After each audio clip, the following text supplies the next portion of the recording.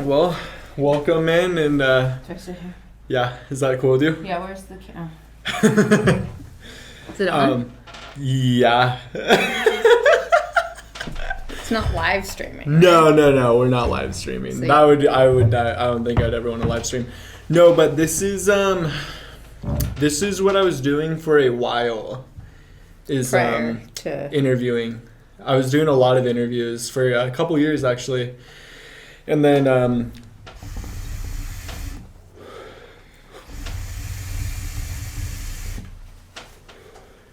you're not sick or anything, right? No, I have Cool. a runny nose, but I think it's just the weather. Definitely. Yeah, no, my nose is always runny. I was like, okay, my homie Brian, who's on last episode, episode 132, he had cancer, so I wanted to like interview him, you know? So he came on, and during the interview, I was like, dude, like, I forgot what this felt like, being in this flow state of asking questions and shit, and like, honestly, just having a YouTube channel in general. My YouTube channel, it's called Lasers Flavor. And the podcast that I have that's within the YouTube channel, because I also do like skits and music videos and like short films and stuff every now and then. Okay. The podcast is called Notable People of Slow. And it's just like a bunch of people who I think are, one, dope, two, have like impacted my life in some way, shape, or form, or like three, like other people that I know are like, dude, you got to get this person on. So it just kind of spiderwebbed its way all throughout SLO County. You know, like Morro Bay, Osos, Cayucas, SLO, Paso, Templeton, AG, Santa Maria, just kind of like everywhere. And then, yeah, that's what this is. And then when I was interviewing my friend with cancer, I was like, dude, I feel like I'm selling myself short by not trying to get some classmates and like faculty on here. You know what I mean? Because like, I don't know, I guess if you want to change the world, you got to start somewhere small and like start building up a platform. You know what I mean? And I definitely like, there's a lot of things that I just think society's broken, and there's a ton of different things that I want to do to fix it, but you can't just do that overnight. You have to, I guess in my vision, like I need to build a platform, and part of this, like you coming over right now, this is part of we're platform building right now, if that makes sense. You know what I mean? Well, and I think also two things have come up in my mind. You are an incredibly curious person, and I think you really enjoy being able to just ask like lots of questions, and you come up with questions too that, like, I don't know if you notice, I giggle a lot when you ask questions because it like tickles my brain. Oh yeah. Like I'm always like, yes, Lucas, more.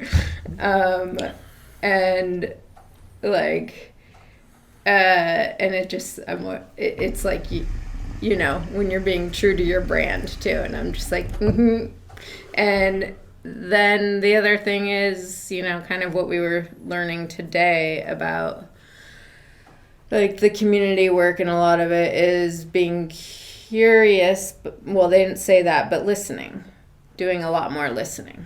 And I think it sounds like that's what you're kind of on a mission to do in a sense as well, figuring out.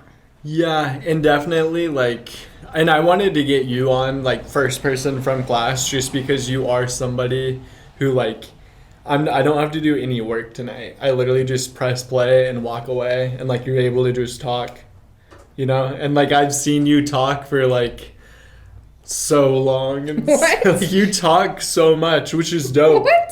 Like you like remember like when we carpooled to Templeton, like when you're you needed a ride or something. That and then, was like, venting. And then like no, for literally 45 minutes you just went hard, and then I was like, okay, like you have to do round 2, and then on the ride back you did another 45 minutes of just like talking. But it wasn't just me. I wasn't like monologuing. That's right? true. I was asking questions and stuff. And it no, was and you were like, talking about okay. like, you weren't talking about like materials and famous people and like pop culture. You were talking about like emotions and crying and like personal stories and personal life, which I think is like my favorite stuff to listen to. You Yeah, know, it was like fun. real story. Like, you know, the guest speaker today, the guy, the only guy that talked. He said real life stories and emotional stuff, and it's like that's what captivates my attention. You know what I mean? You like vulnerability and authenticity. That's what the second one for sure. Authenticity. Authenticity. But I guess vulnerability, like when someone's like has their heart on the fucking table, like that's also dope, you know? there's power in it, but it's also, you know, you can't be vulnerable with everyone. But yeah, it's definitely a pathway.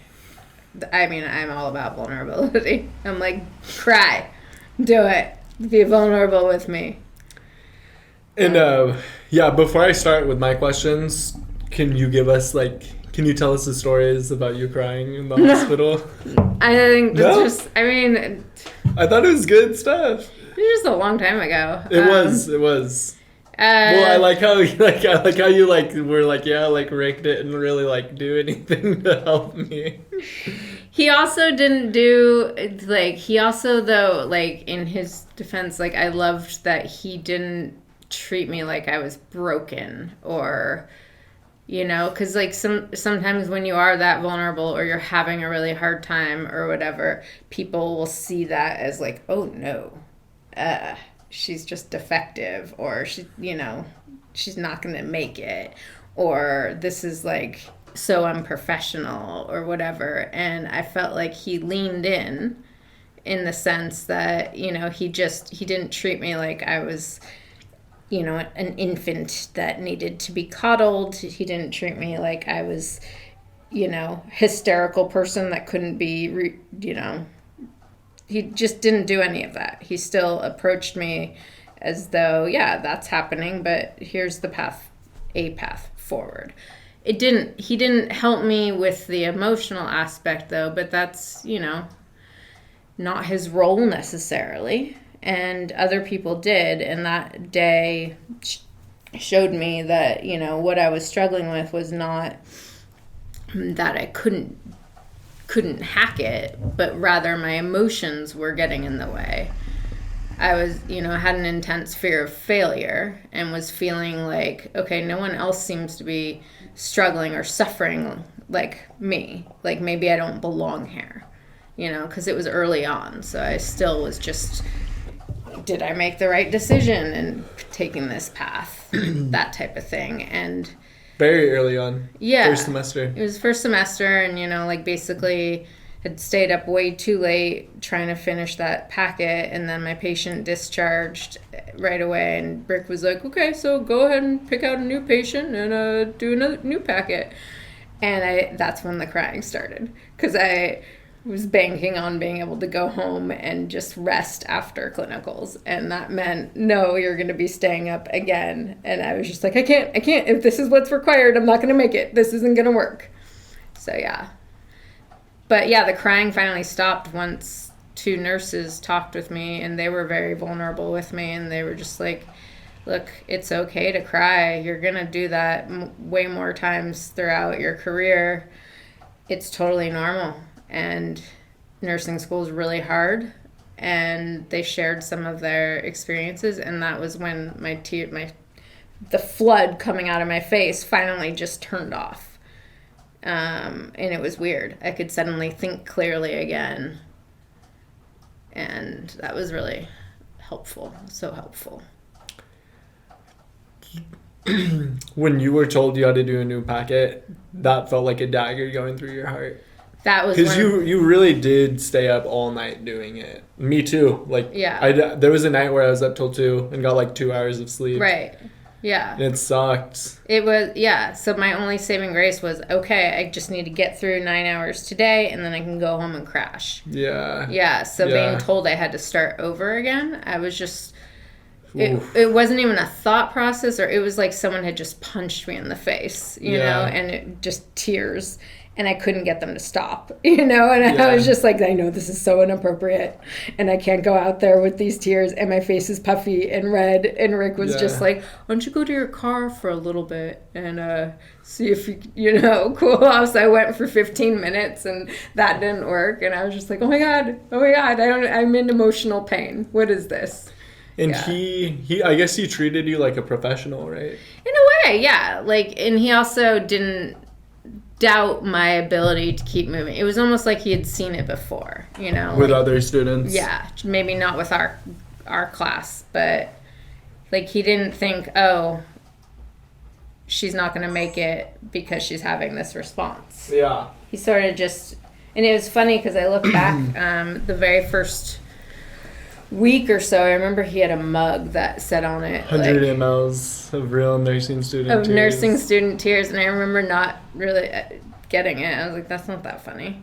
And then later, it makes sense why he was just so like, okay, yeah, this happens, but I think he was a little worried.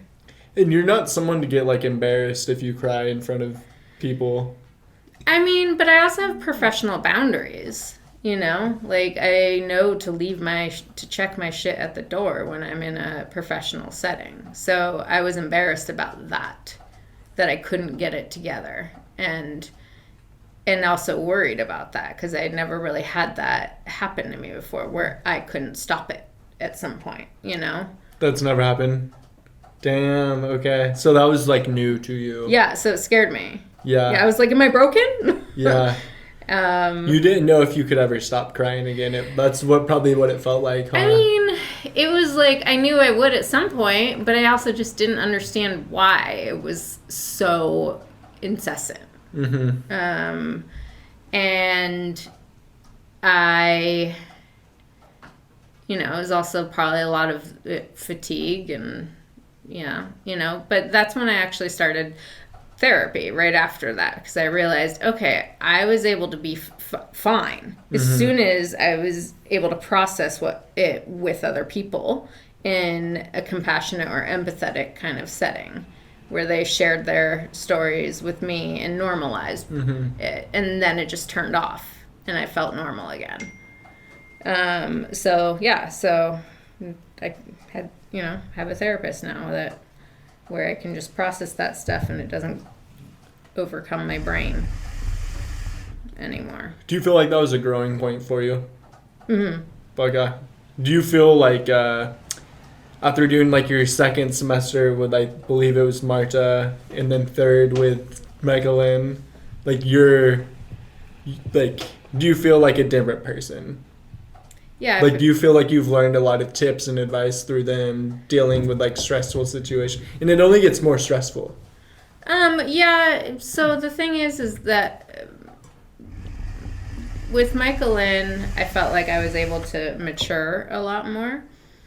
She also didn't stress the things that first year instructors stress.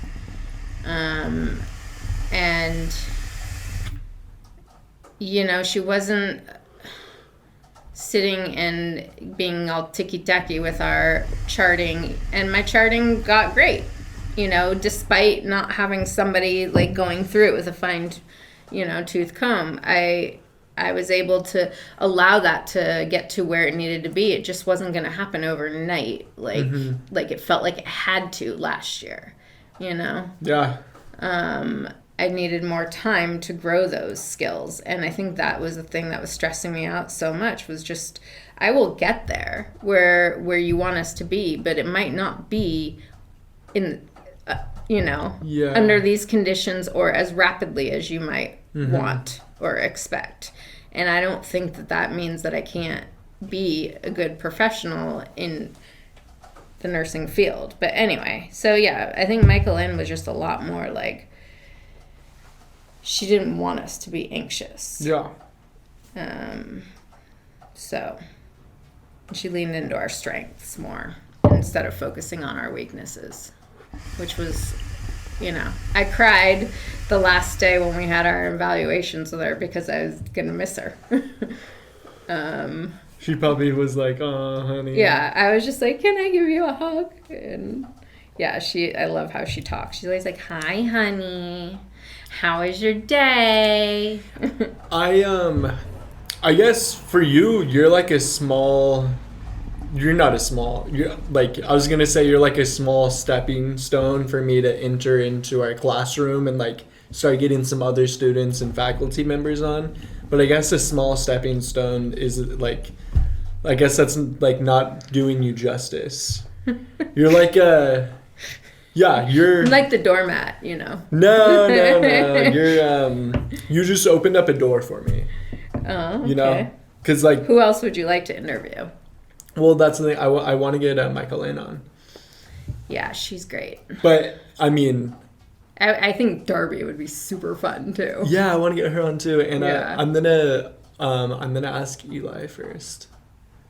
Yeah, because I'm in clinical with him. I want to like, and you too. Yeah, so do a few weeks with him, and then maybe in like March, early April, then ask Like him. at the end. Towards the end, yeah. Mm-hmm. Yeah. Yeah. Because these next 3 weeks I won't be there with him. And then I'll come back, I'll do 3 weeks. And then before the final rotation, I'm going to ask him and be like, hey, like, you've seen me working. You can see that I can be serious. And like, He seems like he'd be into professionalism. that. Too. Yeah. Yeah. What did you think of the, I did want to ask you, because you were a once teacher. And you left that job. Tell us about your teaching life, your teaching credentials, what you did as a teacher, where that was at, and like what made you come into nursing. okay. And like what year was this when you like became a teacher and you were in college? Yeah. You know? So I was on the, like, basically I became a teacher in 2015. It was sort of not my first plan. You know, I was planning to go to PA school, or hoping to, and I was also pre-med in undergrad. So originally I was, you know, on that route. And that was, I realized once I started studying for the MCATs, I was just like, no, I'm not a soldier. Anyway, so then the PA school thing didn't really pan out.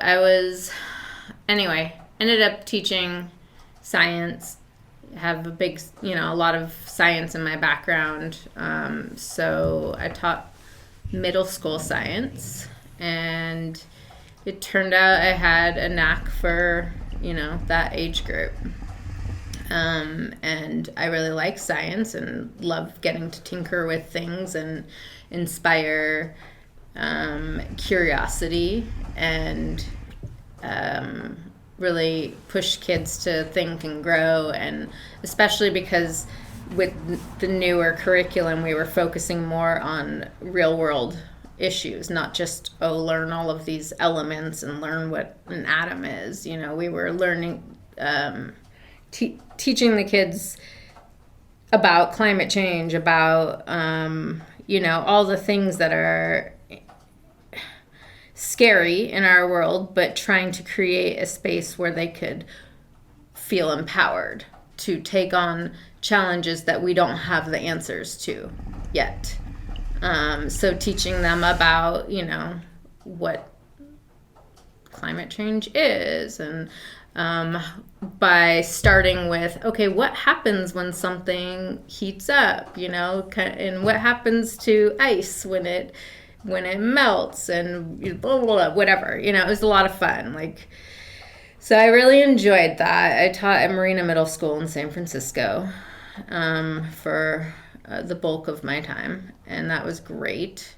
And then I decided to move to Portland, Oregon, because I just realized I hated San Francisco. Did your car get broken into? Oh, so many times. Are you serious? Yeah. While you were at teaching? No, never in the Okay. parking lot at school. But That was like a safe spot. yeah. But if you left, it was always, a lot of times it was my stupid skateboard. If it was visible, people would break into the car and they steal it. So I tried to get a really small skateboard that I could stash better. But I would always keep my skateboard in my car because I couldn't park near my house usually. So, because there just wouldn't be a parking spot, so I'd fuck. end up having to park blocks and blocks away. So I would just skate, park my car and then skate home. Blocks away. Yeah, multiple That blocks. sounds horrible. That's San Francisco. Yeah, We live in a luxury because my shit's right here. yeah. Oh Having my god. like a driveway or a parking spot is definitely a luxury. So, anyway, it just didn't really fit in San Francisco culture at all. Not at all. And so I moved to Portland and, kind of resonated more with me there. Couldn't get the job of my dreams, just at least not within the first year or so. I wanted to work in public school again. And so then I ended up working in a private school. And kids were great. It was okay. But it ended up being a horrible situation. And, I don't know how much you want me to get into. Go crazy right now. Well, I mean, it was honestly just the shittiest situation. So on the side of teaching science, they also had me teaching like an advisory class, the kids would come to, I think it was every day. I can't remember. But particularly on Fridays, we would spend a lot of time together. And so the advisory class, they'd either be doing homework or there'd be some kind of organized activity. It was kind of like a homework help. And this was during, the lockdown pandemic. So I started on campus, then we went into lockdown and everything was Zoom. And then there were George Floyd was murdered and Portland was under a lot of there was a lot of unrest in Portland and as a result of that and the Black Lives Matter movement and whatnot. There were daily, nightly protests. And that was something that was also just really prevalent in our country too.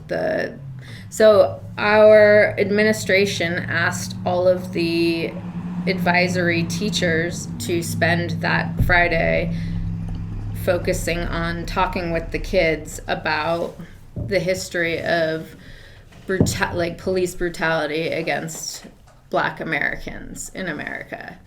And they gave us some tips. They were like, you can talk about Ahmaud Arbery, you can talk about the man, I can't remember his name, but the man who was in the Central Park, and there was the Central Park Karen who basically fake called the cops on him type of deal. There was just all this stuff and they were like, here are the bullet points that you can start with. And then they said, but you don't need to lead the conversation. This should just be, because I also hadn't had training and it's a really intense topic, right? And I didn't necessarily know how to discuss the history of police brutality against Black Americans and also the present culture of racism, with middle schoolers. And especially in Portland where there's a very thick history of that, racism and white, in Oregon? Yes, and really? white supremacy. It was like in Oregon? Yes. I thought Oregon was like super liberal. Portland is liberal, but they have a very, very, very deep history. I mean, it's very white there. Portland became super liberal because of the college? I don't know why they became liberal. Okay. I couldn't tell you why. I can just tell you that, Oregon itself was like the western home of the Ku Klux Klan. Oregon? Yes. Wow. They migrated there because they felt like it was it was very close in terms of the values that they had in the South. There was a lot of redlining, which is like, where Black people were not allowed to own homes and kept out of neighborhoods. They weren't allowed to walk around in neighborhoods without papers past a certain time in the day. And this went on within my lifetime, and I'm 40. And so learning that, I was just like, what? This isn't ancient history. This is stuff, you know, that is still present. Anyway, there's a lot of white silence too, I think, because of that shame.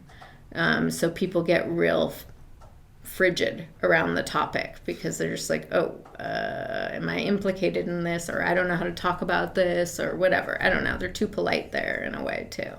So regardless, they told me to open this conversation up and have it be an open space for the kids to talk about what they clearly already knew about because it was all over the media and all in their backyards and everything. So that's what we did. And it was a very beautiful day where the kids were super, you know, taking risks. And these were very privileged white kids too, and they really wanted to talk about their privilege or talk about what they thought was going on, you know, in a way that enabled them to process and think about it and grow and layer on deeper thoughts regarding the greater issues, you know, going on.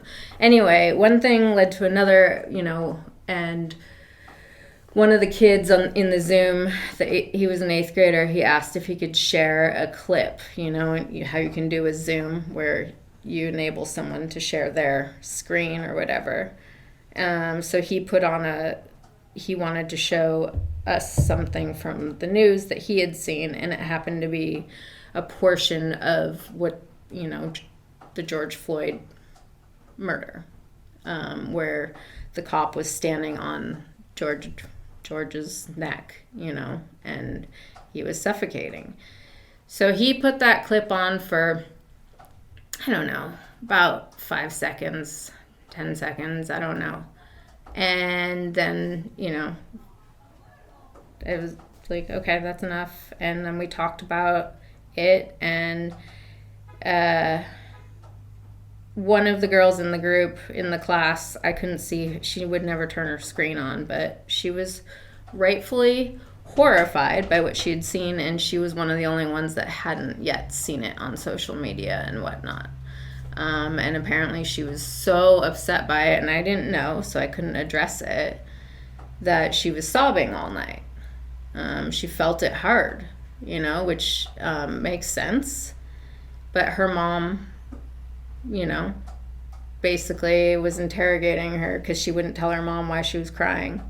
And she finally got it out of her that she had seen this horrible thing, you know. And her mom went nutso and basically wanted my job.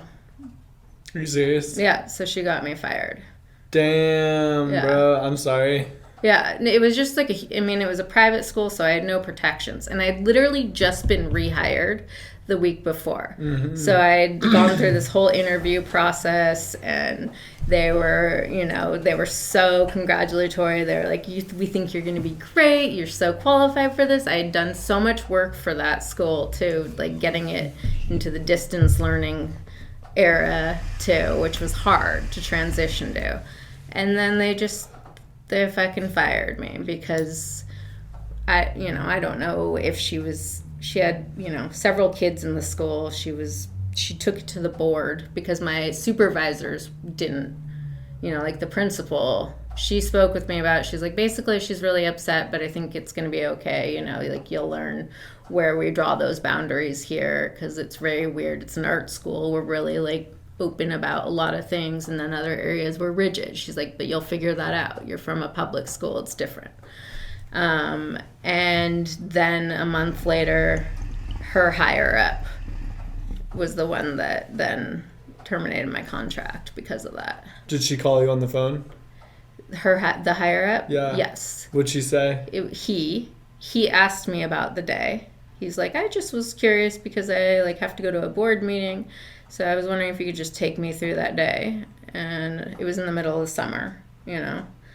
And I said, sure. So I shared, and he seemed amenable to all of it. And then I got an email the next day saying, you know, we find that all problematic, that, you know, we know you didn't put the video on.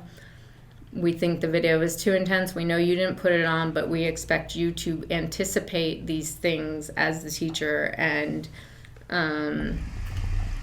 that I should have known and stopped it from happening or something. It was bullshit. I got screwed over. And that was sort of just the last straw for me. I was just like, I'm done with teaching. Like, you don't get paid anything. You put they ask you to do everything, and they blame you for everything. And yeah, I mean, I feel like what a pussy sending you an email to fire you. You know what I mean? And then the second thing is, like, these were 8th graders? It was all middle. It was 6th, 7th, 8th graders. Yeah, but it was mostly 8th graders. And the girl who was upset, she was very young. She was in 6th grade. So I get That's interesting that her mom cared so much about it. Like, I feel like when I was in 6th grade, the helicopter moms. And that's the thing about, it's like, dude, like, private schools, they're just very, very, very, if their kid falls down and gets a scratch on the knee, like, somebody's gonna pay for that. And that's just no way to live life. Like, as the mom, and like, don't you want your children to be exposed to the real world and how cold society is? You know what I mean? Yeah, I mean, and that people have different points of view on whether or not it was okay. Either way, I didn't set it up, and I didn't plan it, and I was doing exactly what they asked me to do, which was to not lead the conversation, but to leave open space for the kids to share and explore and, talk about what was going on. And so to be let go while doing exactly what I was being asked to do, and also had not shown, like, poor judgment in any way. So that was the last straw. And I just basically decided I was just, teaching. I loved the kids and I loved doing it, but there was a lot of heartbreak, I felt like. How long did you teach in the Bay? In the Bay, I taught for about 5 years. And in Oregon, just 1 week? No. That was half a year at that school. I started in January. And then I also taught with this other side academy. It was like School of Performing Arts or something. No. It was a one-on-one type of homeschool educational setting. It was, I was basically just trying to get work until I landed a full-time position. Damn. And I also worked at a charter school in Richmond, and I also worked at that was my very first job, and that was a huge heartbreak. It was a terrible place. And ultimately, it's like you work and work and work, and I wasn't able to save money, so you're not able to make the same decisions about your life that other people are able to, and that was really stressful. It's like most of the people that I found in my profession that were not stressed out about the amount we were earning were people that were married to someone who made 3 times as much as them. So basically it didn't matter what they made. And that must be chill. Right. Yeah. So for me, I just finally realized, like, you know what? I think I'm in a toxic relationship with teaching. Yeah. Like, because people would always say, well, don't you love it, though? Isn't it? And it's just like, it doesn't matter if I love it. It's not good for me. You can love someone, and if they are harmful to you, no one says but don't you love them? You should stay in the relationship. And I was in debt from student loans, and still it just terrible. So I figured out what I wanted to do, and I did some real thinking and did some journaling about it, and I figured out, I would like to get back to where I was before teaching, which was on the medical path or healthcare, and I think nursing is the route for me. And you went to Cal Poly, right? Mm-hmm. Okay. Yeah. Nice. Yeah, but I got my master's in credential in San Diego. Master's? Oh, because you have a master's to teach. You don't have to. I just did. Oh, yeah. okay. Mm-hmm. That's cool. That's cool. You have a master's degree or whatever. What made you want to do middle school? I feel like that's the last thing I'd want to teach. I'd want to do a junior college. Well, that's a totally, you don't have to have a credential to do junior college. To teach junior college? Yeah, usually there's some other kind of certification. Like a lot of times they'll have a doctorate or something like that, or a master's. And we're out of junior college right now, right? Yeah. Okay. Community college. That's what I call it. Yeah. Community college. Community college. Which is like the chill one. Yeah. You know what I mean? Sure. Like, you're not getting fucked over sideways in like debt and tuition fees. Like, how much do we pay a semester? Like $600, $700, $800. Yeah. And then some people are paying like $15,000 a semester at other places. Yeah. That's horrible. If they go to a university, that's what they're paying for sure, or a private school. Yeah, so middle school, I basically had what in California it's called a single subject teaching credential. So you are geared in multiple subjects. Teaching credential is for elementary school teachers. If you are a single subject, that means you are getting mastery in a single subject, which you have to determine. Mine was science, and I also had math. And that made me eligible to teach anywhere from 6th grade up through 12th grade based on these tests I had to take to certify that. I started off in high school. That's where I thought I wanted to teach. The school that I was working at was so awful. You know, it was a charter school, and they're just not, you know, a good place for anyone that works there. That's a whole nother story. And anyway, I ended up leaving that school halfway through the year and I got 3 job offers without really even trying, and they were all middle school. So I didn't choose to go to middle school, but I ended up there, and then I found, I really like this, and the kids, they keep you on your toes. They are challenging. Yeah, they can be challenging. I mean, very challenging. But I think there wasn't a single day that I didn't throw my head back in laughter, like laughing so hard at something. You Really? know? Yeah, because they just would crack you up. That's funny. You know, because they're still just so pure at times, where you're just like, oh, you little goober. Or, you know, they just would do hilarious things, and I loved that. We had a very playful relationship, which was fun. Were you a good teacher? Yes. Okay. Did they like you? Yes. They told you they liked you, and like the parents and stuff? Yes. Okay. I was very strict, though, in public school, at least. Yeah, how did you run the classroom? Very strict. How? You just had, No talking? I just had very clear expectations. Did you give homework and stuff? Yeah, but not a lot. Tests? Not a lot. We mostly did group projects, exploratory things, kind of. Give me an example.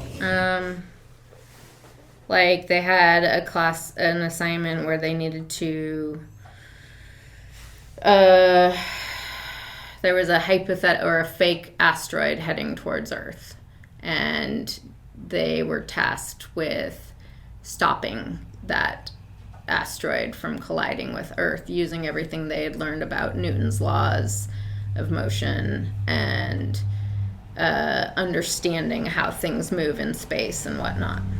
So they had to come up with, I gave them a lot of time in class to work on those models, those ideas.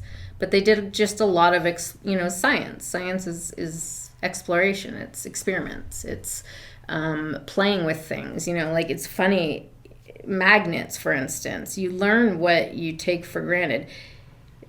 They were learning about magnetic force, and when I asked a bunch of the kids, what do you think, what things do you think will be magnetic?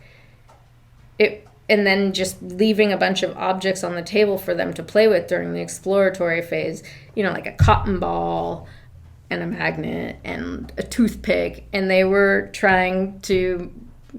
thought cotton ball and toothpick might be magnetic. And that's the kind of thing you realize you take for granted in a way, because obviously, I mean, we all know only metal is magnetic, right? I think so. Yeah, There's types of metals that are magnetic, right? Only like 2. Like only 2? Yeah. Okay. I mean, well, there are a couple rare earth metals too, but primarily anything with iron in it is magnetic, and anyway, regardless, it was funny and cute to see them actually exploring to see, oh, is cotton ball magnetic? Oh, I guess not. So that they could learn to I define that term for themselves. They were creating knowledge. Anyway, that's all. But yeah, I don't know. I mean, teaching is in my past. What made you stop the PA school? You were trying to get into PA school? Yeah, and I didn't get in, and basically... With no medical background? No, I worked in clinical research. Okay. So but like patient care? Like you that's weren't patient care. That's patient care? Yeah, I was like, you run ECGs and you were take doing vitals. That? Yeah, okay. and administer, like, yeah, you do like consent forms and teach them about how to use their treatments, and yeah. You weren't loading people up on the ambulance and like certain things like that. No, but that takes certification as well. That's another EMT. Yeah. Mm-hmm. And I feel like that in EMT I feel like that is good medical background. Yeah, so anyways, PA school is really competitive, and I only applied to about 5 schools, and they were all on the West Coast because I didn't want to leave the West Coast, which was stupid of me. I didn't do it well. I should have cast a broader net, essentially. But a lot of times people have to reapply, and that is just the nature of it. And I don't know how competitive a candidate I was, but I took the GRE, I did all that stuff, and then when I didn't get in, basically if I was going to reapply, I was going to have to retake a bunch of my prerequisites because they expire.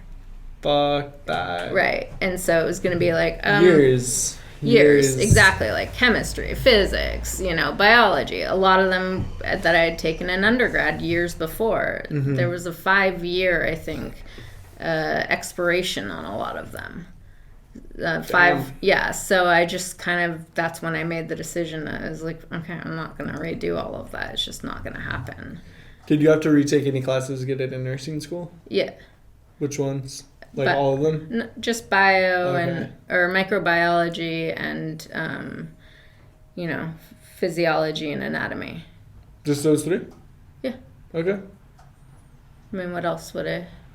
Like a math and English class. Those don't expire. Those never expire? They didn't have a recency requirement on them. That's cool. That's cool. Yeah. So anyway, I retook the other ones at Portland Community College. So, yeah. Are you paying out-of-state tuition to be here? No. Okay, cool. I was able to qualify for in-state because if you went to California State University, which I did, or graduated from a California high school, which I also did, for some reason that grandfathers you in or something, and it makes you exempt, even though I hadn't lived in California for the previous 3 years. Nice. So, yeah. Okay. So that was nice. I don't actually pay any tuition. Like FAFSA? No, I don't. I think just because my income is so low that I qualify for they waive the fees. Nice. Yeah. Nice. And the fees are pretty low to begin with. It's ridiculously like, cheap. It's so cheap. We're so lucky. Super lucky. Yeah, and we're getting a fantastic education. Amazing education. That's something I can say with all of my, like, the other education that I had, my credential, my master's program, that were just such bullshit. Yeah. And this has been so hard, but also I just feel like we've learned so much. For sure. Yeah. Yeah. Okay, what else do you want to know? I feel like we're going over time here. No, you're good. You're good. I mean, we didn't. I feel like we started. Yeah, we got some time. We got some time. Sweet. We didn't start right at 7. No, we didn't. You know what I mean? Unless you're in a rush to get out of here. No, it is Okay. a little cold though. I might put that cape on over there and maybe that wig. I don't know. Do you want a blanket? Really? Yeah. Maybe. Okay. Let me grab a blankie. Okay. You having fun so far? Yeah. Okay. But you don't have like a beer or something, do you? I have a beer. I have alcohol. It's something I would never drink. You can have it. It's like sweet beer. Oh, weird. Do you want to try it? Yeah. Okay. It does smell good outside. Petrichor. Petrichor? Uh-huh. What's that? It's the word that means the smell of like asphalt or earth after fresh rain. That's what that means? Yep. You might have to say that again once we get going. Okay. Okay. Yeah, Petrichor? Petrichor. Petrichor. Yeah, like Petre, like pet, kind of like a petrified rock. Okay. Petra. And then core is the root word, I think, for, I don't know what that stands for. But it has to do with the scent associated with, fresh rain on the asphalt and on earth. That's a cool word. That's a cool word. Yeah, it is a cool word. I've never used it in a sentence. But I saw it, Who told you that word? I think I saw it maybe on Facebook or something. I've heard it a couple times since then.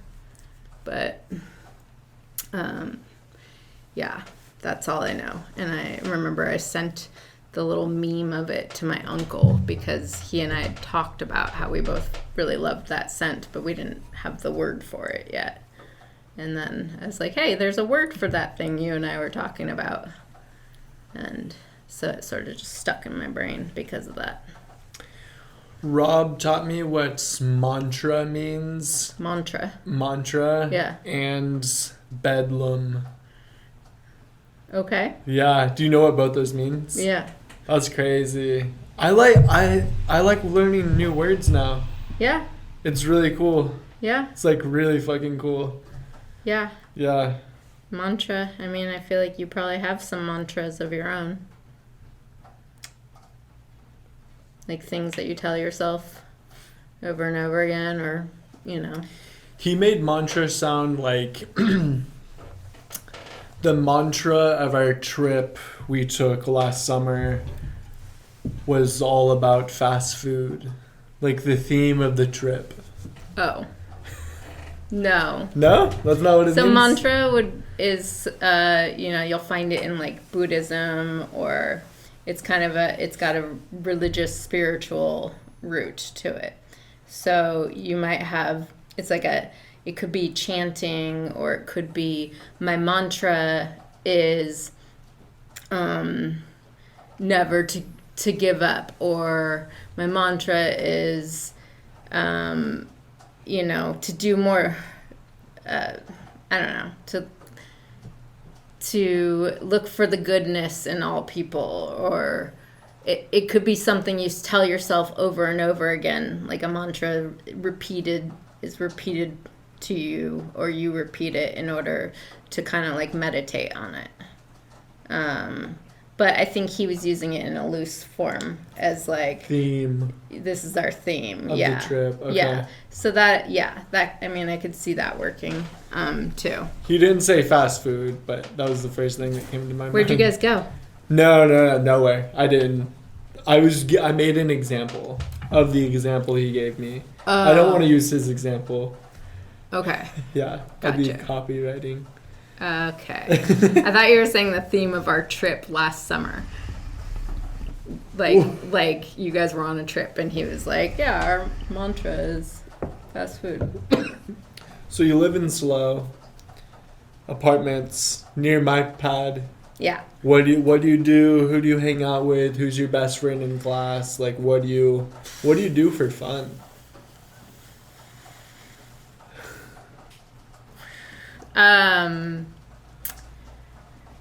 Well, I would say, like, you know, my closest homie was, still is, Tanner, but he's not in our class anymore.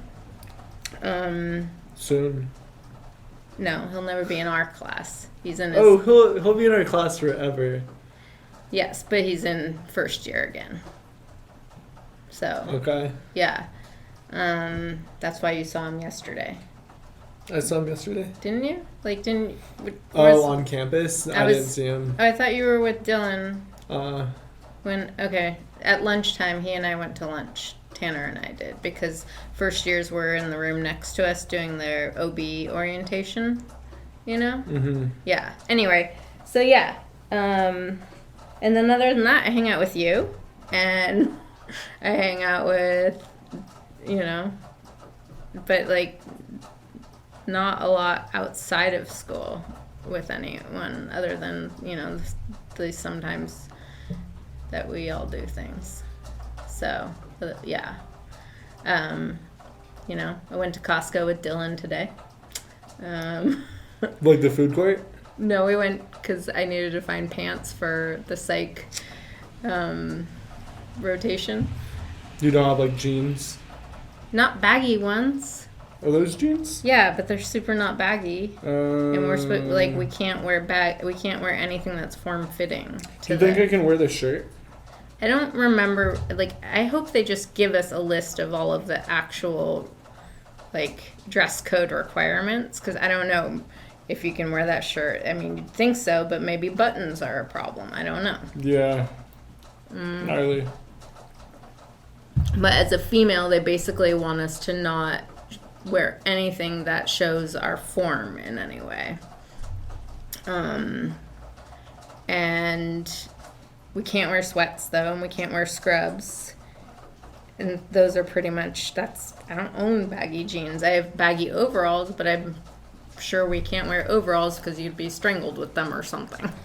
You're an overall person. I've always liked overalls, yeah. I feel like you need to be on like a barn or like on a ranch somewhere, like in overalls and like some boots, but I wouldn't do well because I'm afraid of spiders. There's one over there, by the way. Is it dead? I think he's dead. I think so, but it just made me aware that there's probably more somewhere. Oh yeah. Oh yeah. I don't There's spider webs in here for sure. But it takes care of all the flies, and I hate flies like a motherfucker. Yeah, I do allow a couple spiders to live in my house because I know that they are doing their job and they're not gonna hurt me. Killing the insects and stuff. Yeah, but I'm not okay with. There are black widows in this town, and I've seen them. And anyway, I'm not cool with them invading my space. You know, I'm like, you could be over there by the window, but please don't get in my bed or like appear where I don't expect you to be. In your mouth. Blah. Yeah. And I don't like worms. I do love animals, though. I think I would do well with the animals on that said farm. That'd be funny if like you sleep with your mouth open and like during the night, like in your apartment in particular, like spiders are like always crawling into your mouth and like down into your stomach, and you just wake up. Probably are. You wake up and you're like, you know what, like maybe I don't need breakfast today. I'm not hungry. I ate a couple of things. Yeah. Well, they say we all swallow spiders in the night. Like 8 during your lifetime or something. Yeah, but I'm like, why are spiders crawling in our mouths? People just make that up. Yeah. I hope you know that, right? I know. It's like, how would they know that? It is probably true, though. We definitely probably swallow a couple spiders. I guess. I don't know. But, fuck, man. I hope they don't fucking... Oh, man. They're like... The exoskeleton that they have, it's like they go into you, you know? My sister has one of those like spiders are attracted to her. They like dive bomb her. She has a scent or something that they like, and they always get in her dirty laundry, which is really gross. Gnarly. Yeah, especially if she has like sweaty workout clothes in there. She's had so many instances where she's taking her laundry out to do it, and spiders come crawling out of her hamper, and she's just like, why? They follow her. Want to hear something crazy? Yeah. remember when that one representative came and they were giving us the lecture, like, oh, like if you buy a book, you get 20% off or whatever. You mean yesterday? 2 days ago, I think. It was Thursday. I wasn't here Wednesday. Thursday, yeah, yesterday. That reminds me of something my English teacher said in 10th grade. Or maybe so, I know I had the English teacher, it might have been a student that told us what he said. I don't know. I can't remember. But I knew the English teacher is my favorite one. And he was like, yeah, like you walk into a store, it says 20% off this shirt that's on a rack, right? Oh, yeah. And then 6 years later, you go back to the same store and it's the same shirt and it's the same 20% off sign on it. Yeah. It's advertisement. It's consumerism. That shirt's not 20% off. It's set at that set price. There just happens to be something there that says 20% off. And you get it and you ring it up and they're like, oh, like 20% off, yeah. And it goes down to so yeah, you get it and they do the discount and, well, you think you're getting a discount. And then they're like, okay, here's the total price now. Right. And you saw the 20% go through, so here's the total price and you pay it. You feel rewarded, like, you got a deal, right? Right. And then, you go home, you bring the shirt with you. You never got a 20% discount. Like that. But you would have paid more if you didn't have them apply that discount. Right. I mean, like with our book that I purchased today, if you didn't put in the promo code, I see what you're saying, by the way. It's like they're doing it to make us feel better about it. Like that is the actual price. They're just that is setting the it, actual price. They're yes. setting it higher in order to make it seem us exactly to help us feel more warmly towards it once they knock off that 20%. Exactly. Yeah. No, it's like it was $140, I think, that I spent today on the package. I'm sure will not really teach me much, but whatever. Yeah. I mean, at least we're not paying $15,000 for our education. For sure. Yeah. I like that concept though. Like you can't always, like, what's in front of you might not actually be what it is. You know what I mean? Like sometimes you have to think deeper because like a business is doing its job to make you feel like you're winning. Yeah. So you like come back and stuff. Like I feel like the same principle happens with like you're buying a car. Like the car salesman, Totally. they're trained to like. Yeah. They're trained to like manipulate you and like. Yeah. Seduce you. Yeah. Literally or like seduce when you you. go to Mexico or something like that and you're bartering and they'll be like, it's this much, but for you, it's this much. Or we'll knock it down to this, so that you feel special. Yeah. And then you feel more inclined to buy. It's psychology. That's what that's called, right? Yeah. Psychology. It is. There's some psychology there for sure. Manipulation is what it is, though. Do you shop a lot? No. Are you a shopper? No. Like, do you go buy clothes? No. When was the last time you bought clothes besides today at Costco? Well, I bought something to wear to this New Year's party because I wasn't planning to go out on New Year's and I was in Marin, so I didn't have access to all of my clothes. So I ended up going and buying something at Free People. But Was it expensive? Yeah, and then I returned it the day after. Were they New mad? Year's.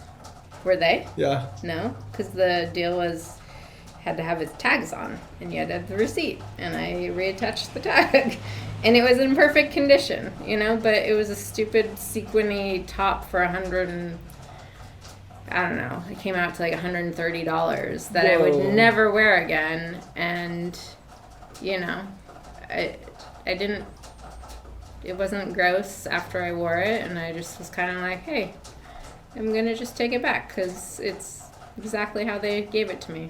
It didn't have like your like sweat stains No. on it and tequila Nope. residue and Nope. That'd been sick if you wore it out to your party you went to with the tags on.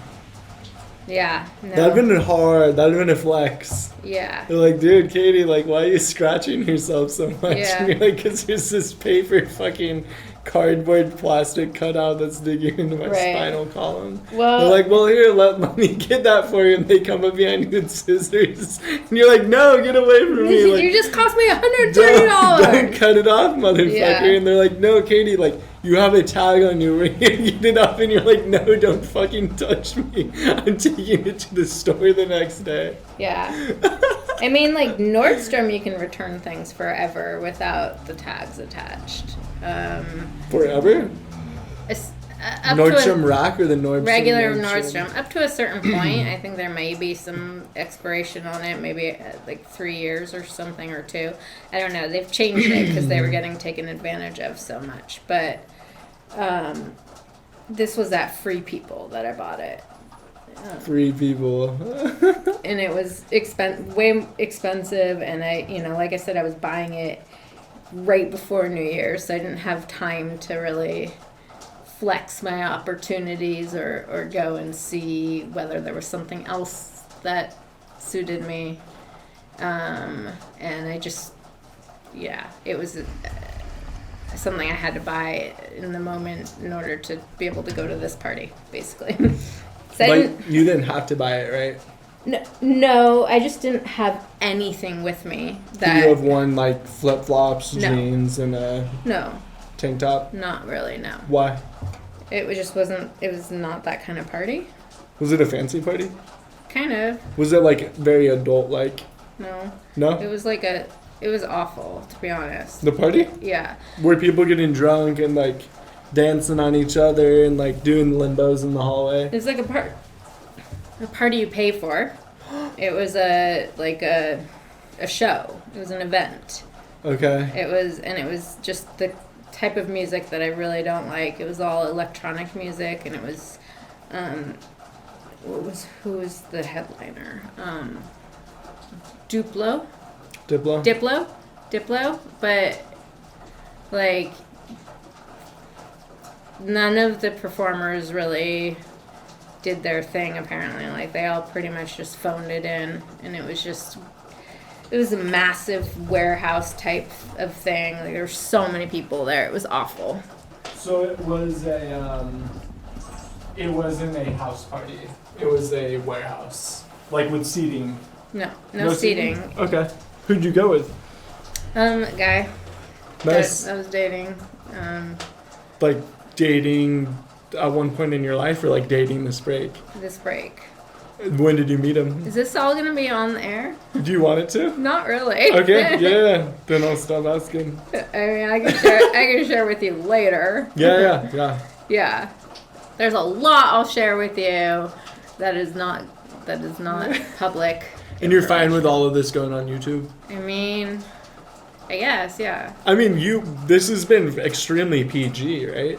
I guess so. It was, but also really sharing a lot. You were sharing a lot? I mean, like, my experience in Portland with my teaching, and, like, that was just a shitty experience that a lot of people have polarizing views on, I feel like, too. So I don't really like talking about it. I feel like you didn't do anything wrong. Yeah, that's how I feel, too. Yeah, okay. Well, I'm down to wrap it up. If you wanna go out on, like, a closing statement or anything, or, like, how you want to see the world, or, like, what you think, like, life is, like. I don't know. I mean, I will say, you asked me, like, who I hang out with and what I do for fun. I'm fairly new still. I've lived here for the past year and a half, and it takes me a while to really, like, congeal with my people.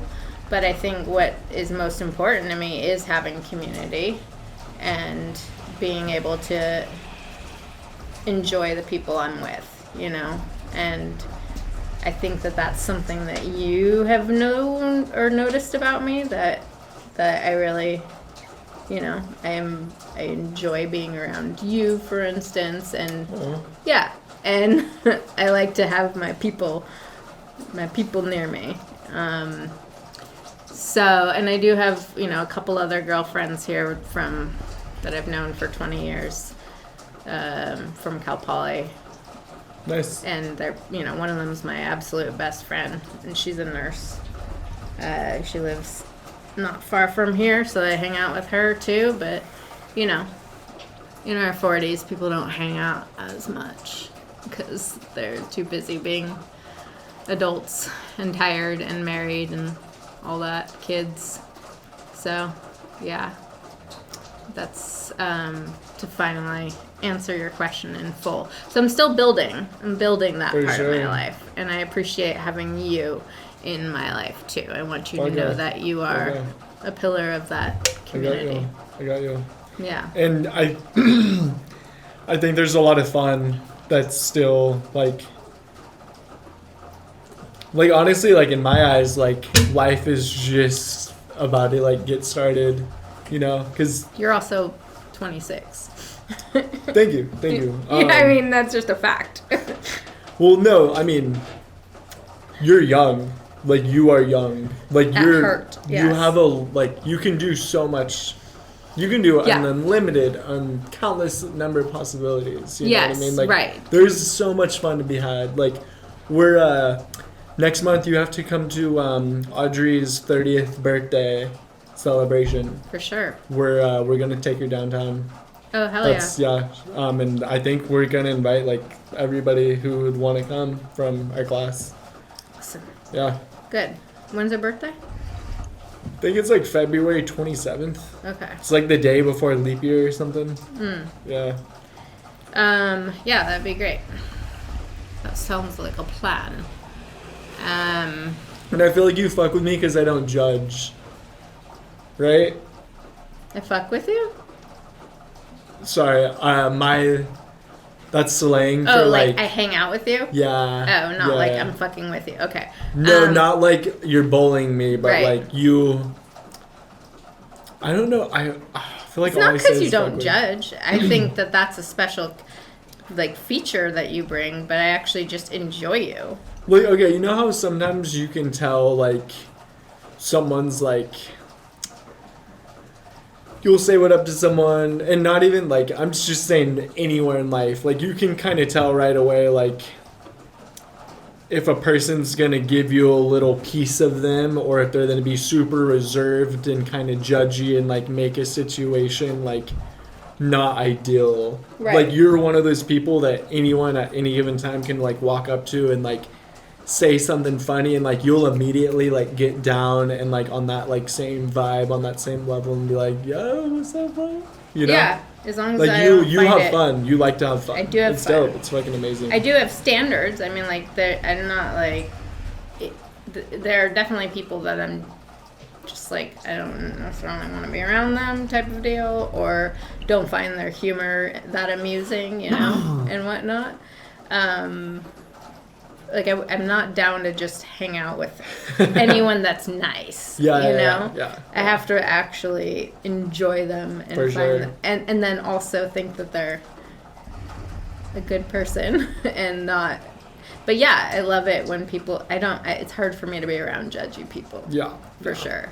Because also you're too real. You know what I mean? and it's like immediately like. Yeah, like it's funny, like you remember when everyone was like introducing themselves this week to like the new teacher, and they're like, tell me one thing about you, and then one other thing, and then like some people were like 2 seconds like, oh, my name is, and I'm doing this, and then when it got to you gave the longest. You told me to. You wanted me to take 5 minutes. But even if I didn't, you would have still done it. You know what I mean? I just So what I'm gathering from this whole interview is that I talk too much. I talk a lot. And you don't talk enough. I talk for a long time, and that okay, got it. So maybe I'll just talk a little less. And I call you Katie Gurecki. That's fine. Okay. That's not a first. But the real way to say your name is Katie Grecken. Okay. Rhymes with reckon. Sounds good. I appreciate you coming on this. Like you came into like my roles. Yeah, Like, dude. this is like... I had no clue what this interview was going to be about. I literally... Yeah, oh, yeah. You were like, hey, like, can you send me a link to something you've done before or some Yeah. shit? Like, I kind of want to know the vibe. And it's like, I was, if you wanted me to, but then I was like, I'd rather you just come in without not knowing anything. And I didn't want to ruin the fun. I feel like that is how you... That is an ideal way for you to just walk in and be like, okay, like, this is what that was. You know what I mean? Like, Yeah. I like that. It's more of like, you know nothing, you walk in, it happens, there's no, yeah. But Well, you also said you hadn't prepared for this, too. Like, you didn't have to do any preparation. Oh, I never do any preparation. Oh, you never do? Yeah. Okay. All I do is set up the room. Yeah. I mean, for me, I think I can be a bit rambly if I don't have a clear idea of where I'm going or what I'm trying to talk about. If I'm still formulating my ideas while I'm talking, that can happen. But ultimately, there wasn't going to be much for me to share either way in terms of condensing it into a more potent or concise message. What? Why are you laughing? I like to laugh. Oh. Yeah. Yeah, but you laugh for a reason at times. Like when you're just like, this is weird. Something weird is happening. No. It wasn't like that. It wasn't like that. Okay. Yeah. So you're flowing right now, which was what made me laugh. Okay. Yeah. Yeah, I can talk. I know that. I can listen though too, and I think that that's a very important, a better skill for me to lean into. Do you like seeing a therapist? I am super pro therapy. Would you say you know them well? No, you're not supposed to. Or sorry, would you say they know you well? I think at this point, it's been a year. She has a good sense for me. Yes. Okay. I also don't doesn't take that long, because I share it all. Like, I'm not one of those patients or clients or whatever that you have to crack open. Yeah. But yeah, I feel accurately reflected by her when she reflects things about me in terms of, summing me up or saying something. I feel like, yeah, that tracks. That resonates. But I would say we don't go super, it isn't life-changing type of stuff. We're not discussing, trauma. I almost feel like she's more of, where I'm at in life right now, it's more like she's sort of a life coach in a way and keeps me on track. So, because I can get buried otherwise, I think, in my, I don't know, emotions or thoughts or whatever. Yeah. Has she made you look at the world a different way ever? What role? Roles. No? No. Okay. Make me look at... I mean, it's not that broad of a thing. It's usually more nuanced or, more, yeah. For sure. Granular. I don't know what that means. Granular is if you think about the grains of sand.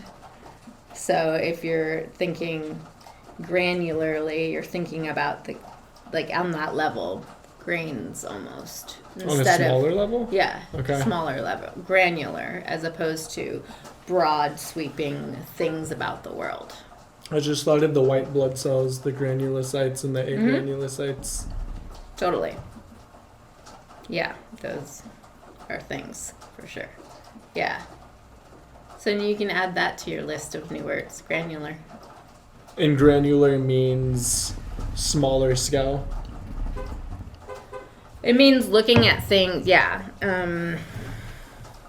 Finely, if you think about a microscope zooming in, granular would be looking at the grains of something. So zooming in on things and looking at very fine-tuned distinctions as opposed to broader tones. So like if you're I don't know, it's too much classifying something. I don't know. I don't know that I can define it well.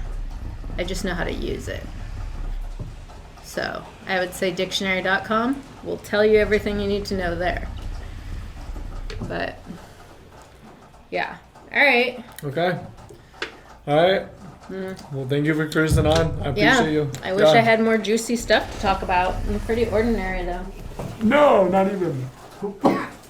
I mean, I thought you killed it. You 1000% killed it. And you talked about a lot of really good things. It's, yeah, it's, I got exactly what I wanted from this. Okay. You know what I mean? Yeah. What have you learned? Have you learned any big things from any of your interviews with people? For sure. All sorts of things, yeah. I like, I'm a life story person. Like, I want to hear someone's life story, and I want to be